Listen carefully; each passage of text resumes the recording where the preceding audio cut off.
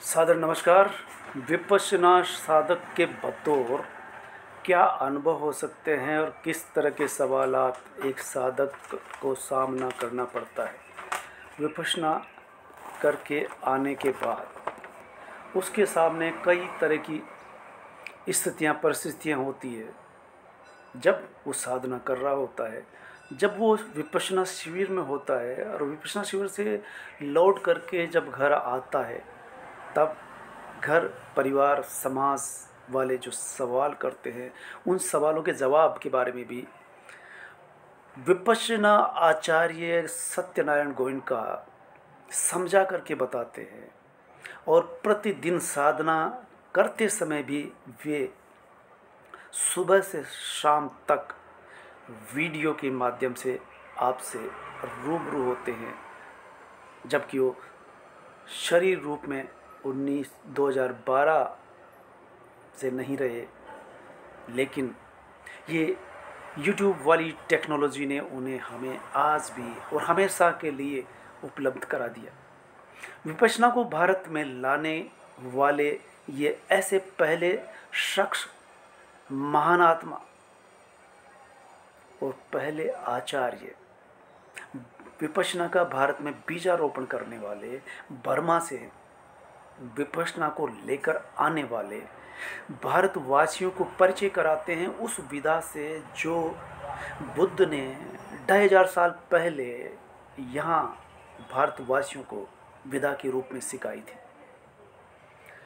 अगर मोटे तौर पर कहें तो ये विपश्यना का मतलब होता है व्यक्ति को धार्मिक बनाने का एक प्रशिक्षण, ट्रेनिंग। इधर आप कोई भी सेवा करते हैं तो आपको प्रशिक्षण दिया जाता है, ट्रेनिंग दी जाती है, तब जा कर के आप मुकम्मल होते हैं। तो यहाँ धार्मिक व्यक्ति केवल वह नहीं होता। किसी भी शिविर से लौटने के बाद हर साधक ये समझ जाता है कि हिंदू कहने का मतलब हिंदू धर्म नहीं होता, और हिंदू नाम से या मुसलमान नाम से, ईसाई नाम से धर्म नहीं हो सकता, वो संप्रदाय होते हैं। ये तो स्पष्ट समझ में आ जाता है। 10 दिन वहाँ रह कर के सत्यनारायण गोयनका श्री के विचारों को सुन कर के हर साधक, पढ़ा लिखा हो या अनपढ़ हो, सभी सहज समझ जाता है कि जो व्यक्ति ये दावा करते हैं कि हिंदू धर्म है, वो पहली बार ये समझ में आता है कि वो हिंदू या मुस्लिम होकर के भी, हिंदू या मुस्लिम था लेकिन अब वो कह सकता है कि पहली बार वो धार्मिक हो सकता है, सांप्रदायिक रहा था, और धीरे धीरे अभ्यास करके वह सही अर्थ में धर्मनिष्ठ बन जाता है। तो ये एक साधक के अनुभव। तीसरा शिविर जयपुर धम्मथली जयपुर से करने के बाद मैं अब कुछ हद तक ये समझने लगा हूँ कि विपश्यना आम आदमी के लिए वैसे ही ज़रूरी है जिस तरह से पैदा होने के बाद हर बच्चा सांप्रदायिक रूप से ईसाई, मुस्लिम या हिंदू होता है, लेकिन धार्मिक नहीं हो सकता। धार्मिक बनने के लिए उससे बुद्ध की विपश्यना, जो बुद्ध की विधा है, जो भारत से लुप्त हो जाती है।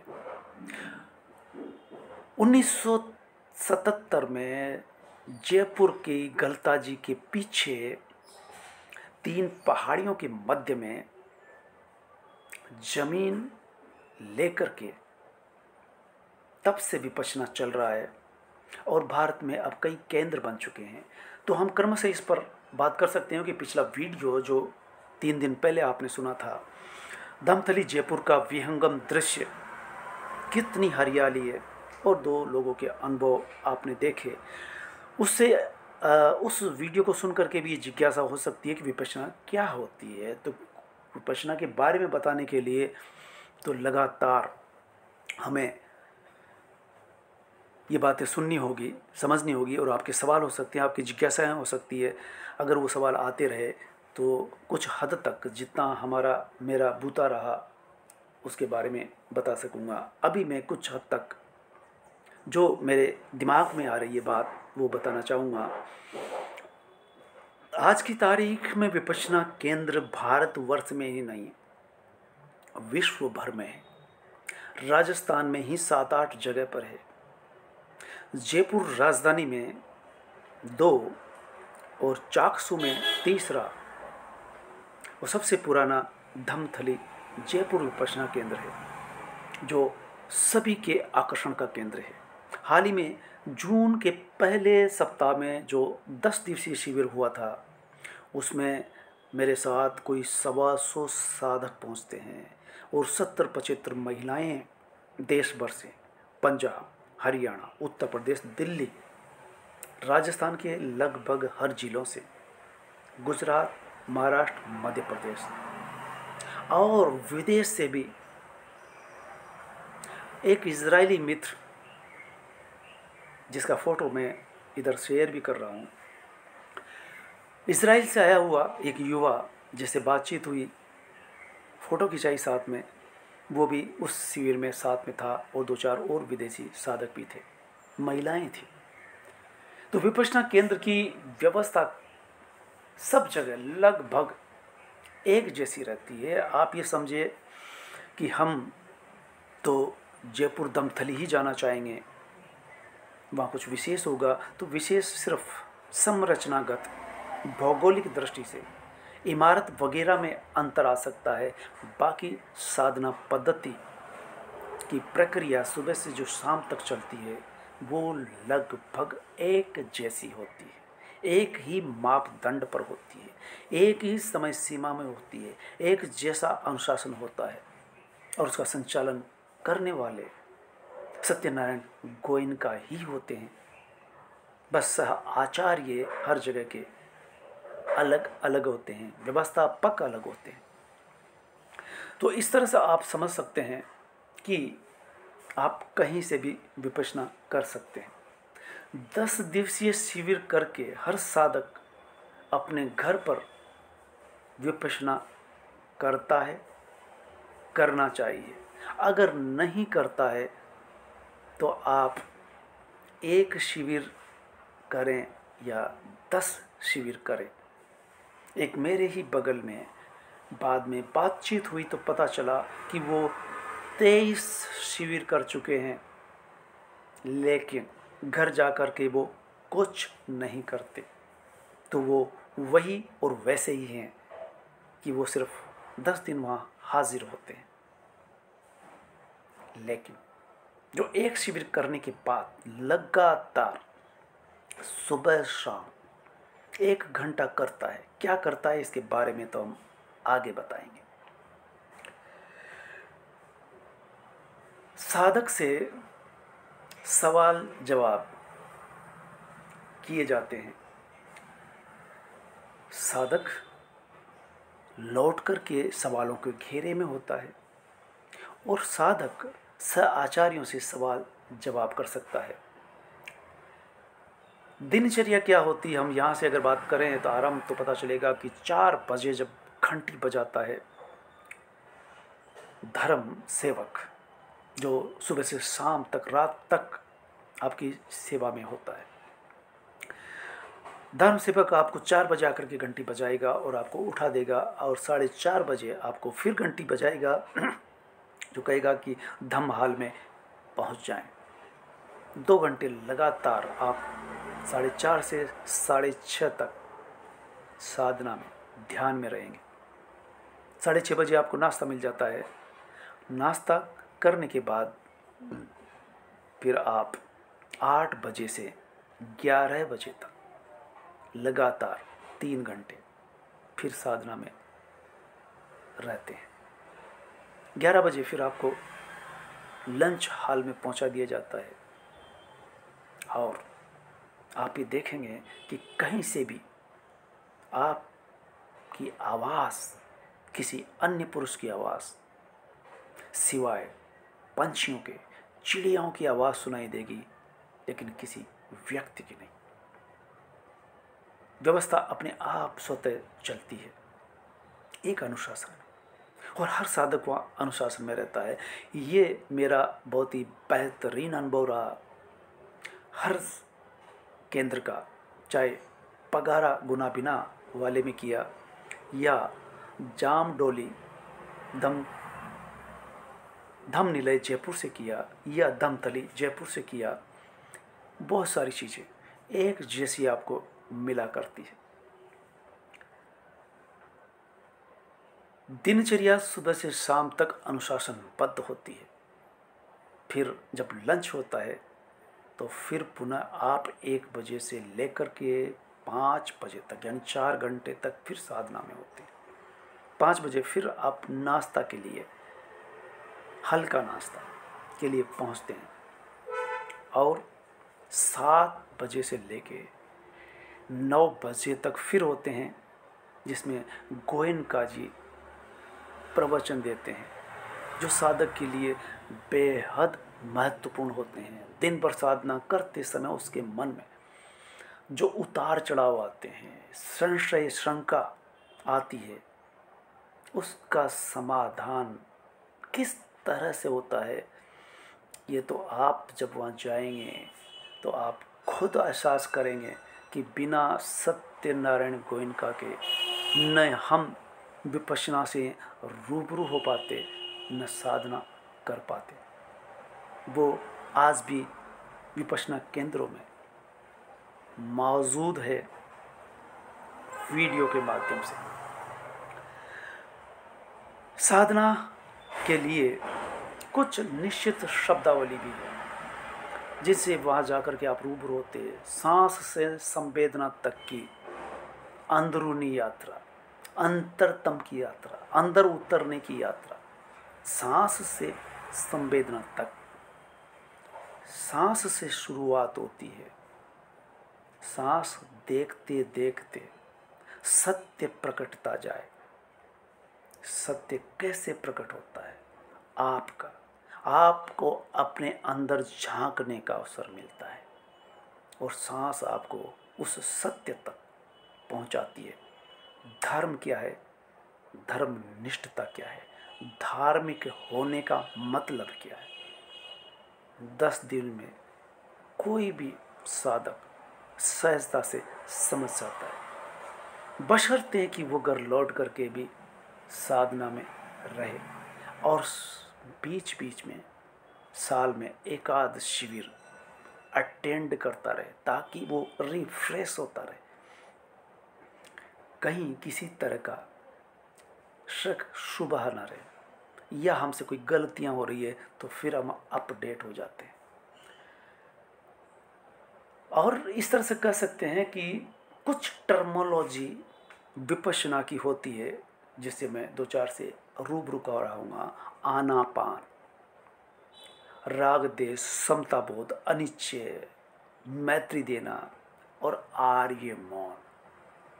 आर्य मौन 10 दिन के शिविर का ऐसा पहला टास्क होता है जब आप वहाँ पहुँचते हैं और रात्रि के 7, साढ़े 7 से आपका मौन आरंभ होता है जो 10 दिन तक अनवरत चालू रहता है। और हर साधक इस मौन को जिस तरह से ग्रहण करता है, गलती से भी मेरे मुंह से एक शब्द नहीं निकला। दूसरे शिविर में मैंने साचार्य से कुछ सवाल किए, इस तीसरे शिविर में भी कुछ सवाल किए। उससे ये फ़र्क आया कि पहले शिविर में जब मौन टूटा तो मेरे अंदर से आवाज़ नहीं निकलती है।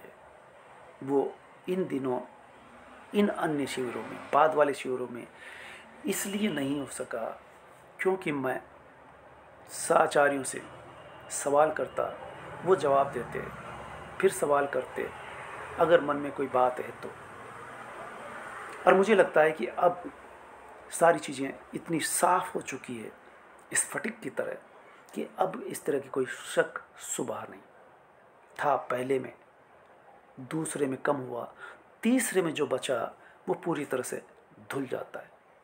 इसलिए मैं कह सकता हूँ कि 3 शिविर तो इतने ज़रूरी है कि अगर वो न करें तो पहले वाला फिर गलत फहमियाँ पैदा कर सकता है। और यहाँ तक कि पहले वाले बहुत सारे छोड़ भी देते हैं। ये छोड़ने की प्रक्रिया हो तो भी तो जाना ही होगा, न हो तो भी। जैसे कि मैं तीसरे में पहुंचता हूं और बहुत सारी चीज़ें साफ होती हैं। आनापान क्या होता है? आनापान आती जाती सांस। आती आना, आने वाली, पाना, आनापान शब्द लीजिए, सांस के आने जाने के, श्वास प्रश्वास को कहा जाता है। लेकिन क्या करते हैं?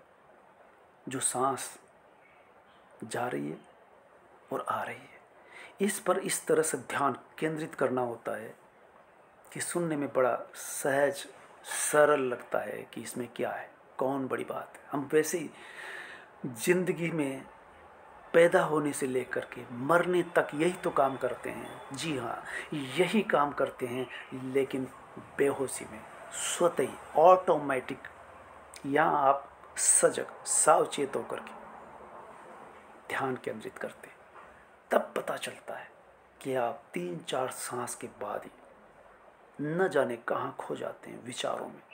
विचारों की श्रृंखला आती है, आंधियाँ आती है। जैसे एक विचार आया, कुछ देर ठहरा, फिर वो किसी तरह से निकला, फिर सांस पर आए, और इतनी देर में दूसरा एक चला आ रहा है। इस तरह से चला आ रहा है कि साधक को ये लगता है कि वो भूल ही जाता है कि वो साधना कर रहा है। वो सांस प्रश्वास पर ध्यान केंद्रित किए हुए इस बात का बोध ही नहीं रह पाता, बल्कि वो खो जाता है विचारों में। और यही कारण है कि हम विचारों से मन के गुलाम होते हैं। और ये साधना पद्धति आपको मन का मालिक बनाती है। तो आनापान से शुरू होता है मन का मालिक बनने की पहला कदम। इसके बाद राग द्वेष समता बोध अनिश्चय क्या होता? राग द्वेष में ही जिंदगी गुजरती है साहिब। पैदा होने से लेकर के मृत्यु होने तक हम इतना ज़रूरी समझते हैं और उन चीज़ों को करते जाते हैं, राग करते हैं। राग के बाद स्वतः फिर द्वेष चला आता है। ये राग और द्वेष का द्वंद्व, इसी संघर्ष में हम जिंदगी व्यतीत कर देते हैं। और भ्रम इस बात का कि हम हिंदू मुसलमान हैं, मुसलमानों का धर्म कमज़ोर है, हिंदुओं का धर्म मजबूत है। मुसलमान कहेंगे हिंदू काफिर है। इस तरह से एक दूसरे को कमतर समझते हुए हम जीते हैं। कोई भी धर्म सिद्धांत तो यह कहता है कि आप मनुष्य बनेंगे, लेकिन ये सिखाता कौन है, बताता कौन है? जब कोई बताता नहीं, हम जानते ही नहीं। ये विपश्यना शिविर आपको धार्मिक होने का प्रशिक्षण देता है, और आप प्रशिक्षित होकर के फिर ये कह सकते हैं कि हाँ जी, ये धार्मिक होने की प्रक्रिया है जिसमें राग और द्वेष। किसी भी चीज़ से जब राग करेंगे तो द्वेष अपने आप आएगा। इसलिए राग और द्वेष से मुक्त होने की और कदम बढ़ाते हैं आनापान से और विपश्यना करने से। समता बोध वो शब्दावली है जो कह देने से तो काम नहीं चलता। संयम, संतोष, समता, ये सब तो हिंदू धर्म है। संयम नियम बताए जाते हैं, लेकिन चलते कितने हैं, वो कितना चल पाते हैं। लेकिन यहाँ तो सांस लेते वक्त ही राग और द्वेष सांस से, संवेदना से, समता इस बात से कि हम अगर ध्यान भटक रहा है तो इस बात से चिड़चिड़ाना नहीं, निराश नहीं होना, परेशान नहीं होना। और विपश्यना कर रहे हैं और मन भटक रहा है तो यहाँ भी निराश नहीं होने का, समता बोध बनाए रखने का। तो समता बोध का मतलब होता है, अनिश्चय का मतलब ही निकल के आता है कि जब विपश्यना करने बैठे या आनापान करने बैठे, दर्द पैरों से उठेगा 1 घंटा बैठने पर।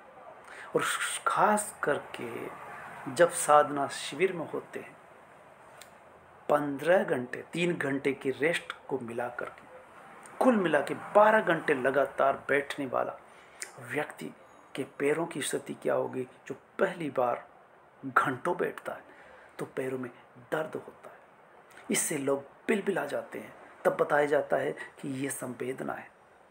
और इससे ये सोचिए कि हर संवेदना ऐसी ही होती है, उसमें समता बनाए रखने का है। ये अनित्य होती है। ये जिंदगी में, मनुष्य जिंदगी में समता बोध बनाए रखना, इसलिए कि जो आया है, जो हो रहा है, वो अनित्य है, स्थायी नहीं है। ये सब खत्म हो जाने वाला है। तो 3 दिन तक लगातार आनापान सिखाई जाती है, 3.5 दिन।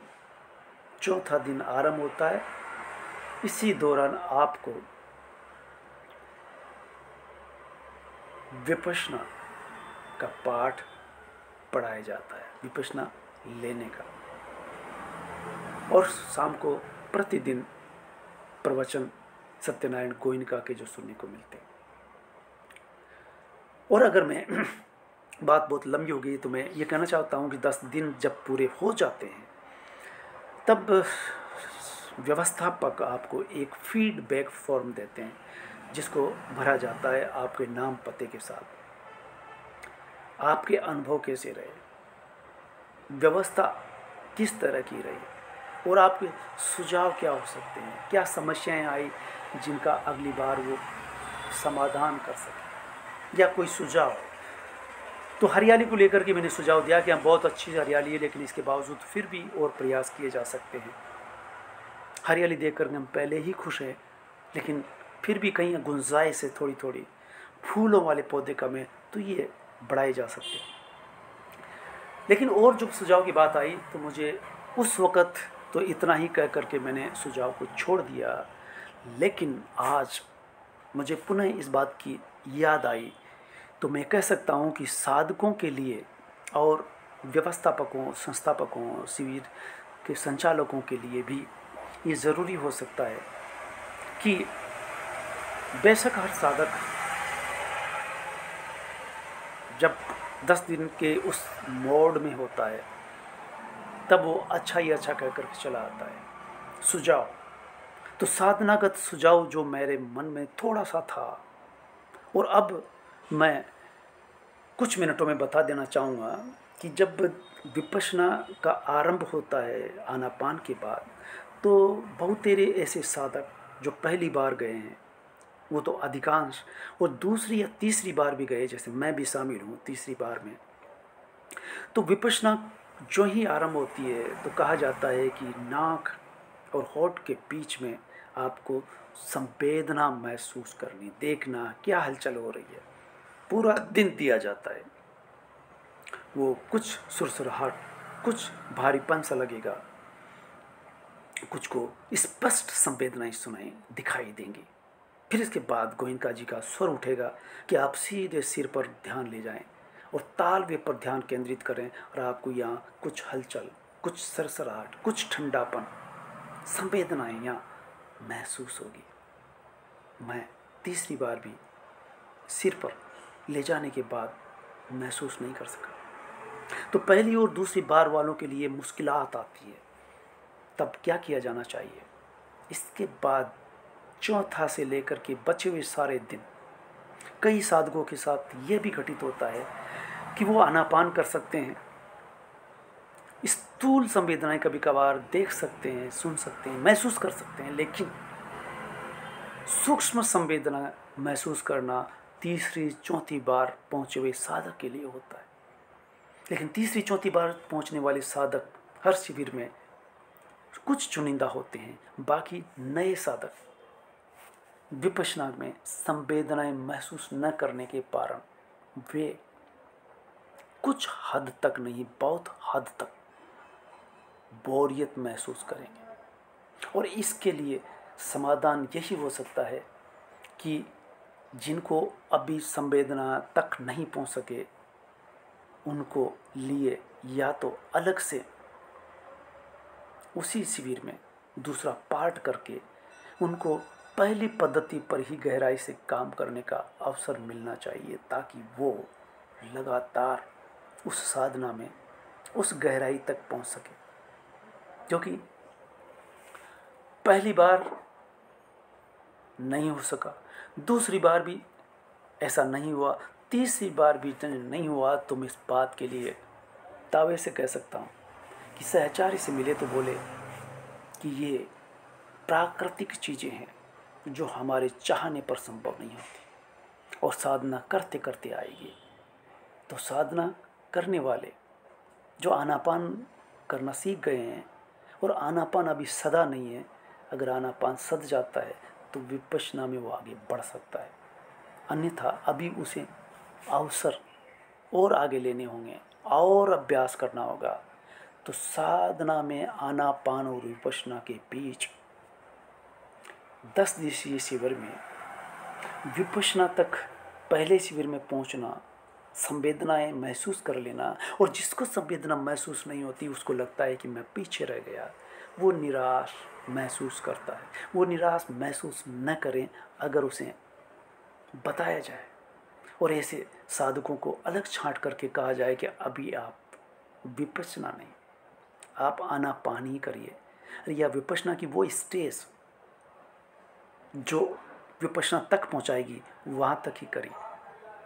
अन्यथा होता ये है कि गोयनका जी जब बोलते हैं कि अब जो धारा प्रवाह देख रहे हैं वो धारा प्रवाह देखेंगे, वो धारा प्रवाह चूँकि पहली दूसरी बार वाला जो नहीं देख पाता वो समझता है कि मैं कहाँ हूँ, मैं अभी कहीं नहीं हूँ। तो इस तरह से कहने का मतलब ये है कि साधना में एक ये बहुत बड़ा तब्दीली कैसे लाई जाए, हर साधक को ये महसूस हो कि वो सही चल रहा है। चेक भी किया जाता है, सहचार्य बीच बीच में पूछते भी हैं, लेकिन सभी को एक ही साथ बिठाते हैं जो धारा प्रवाह देख रहे हैं, और जो अभी देख ही नहीं पा रहे हैं वो वहाँ अनफिट महसूस करते हैं। तो वो अनफिट एक जगह बड़ी तादाद में तो भी, या जो संवेदनाएं महसूस करने में सक्षम हो गए हैं वो अलग साधना कक्ष में जाकर के ऐसा करके दोनों के साथ हम भला कर सकते हैं, और वो साधक जल्दी ही उस ऊंचाई तक पहुंच सकते हैं। और अधिकांश साधक जो अभी विपश्यना तक नहीं पहुंच पा रहे हैं वो भी अपने आप को निराश महसूस नहीं कर सकेंगे। तो ये जो कहे जा रहे हैं कि फीडबैक जो अक्सर दिया जाता है, तो फीडबैक में साधक अच्छा भर के लौट आते हैं, एक औपचारिकता पूरी होती है। मैं ये बात फिर किसी तरह की कोई सवाल आएगा तो मैं इसका जवाब दूंगा। सुझाव के रूप में अक्सर साधना अच्छी रही, व्यवस्था अच्छी रही, साधना में साधक यही सब लिखता है औपचारिक भाषा में। व्यावहारिक तौर पर थोड़ा ठहर करके पूछा जाए तो हो सकता और भी इस बात को बताए, जैसा कि इस वीडियो का मकसद ये परिचय कराना था कि साधना शिविर विपश्यना केंद्रों में कैसे क्या स्थिति होती है, किस तरह से करवाया जाता है। वो साधक को फिर घर लौट करके विपश्यना प्रतिदिन सुबह और शाम करनी ही चाहिए। आप ऐसा करके ही एक अच्छे साधक, और जिसे कथित धार्मिक कहते हैं या सांप्रदायिकता के बाड़े में बंद एक धार्मिक व्यक्ति कैसा होता है, वो न दिखावा करता है, न वो राग द्वेष करता है, बल्कि समता बोध रखता है। और इस समता बोध को जगाने के लिए, एहसास करने के लिए आपको इन शिविरों में एक बार नहीं कई बार जाना होता है। और 10 दिवसीय शिविर जब 8-10 कर चुके होते हैं तो 20 दिवसीय शिविर वही कर सकता है जो 5-6 शिविर अटेंड कर चुका हो। तब ये गहराई आती है, और वो ऐसे 10, 20, 40, 45 दिन के शिविर करने वाले आचार्य पद तक पहुंचते हैं, बाकी साधक कहलाते हैं। तो अंत में अक्सर सत्यनारायण गोयनका के शब्द गूंजते हैं, सबका भला हो, सभी सुखी हो, सबका मंगल हो। तेरा मंगल, तेरा मंगल, तेरा मंगल हो। सबका मंगल, सबका मंगल, सबका मंगल। भवतु सब मंगलम। आज इतना ही। धन्यवाद।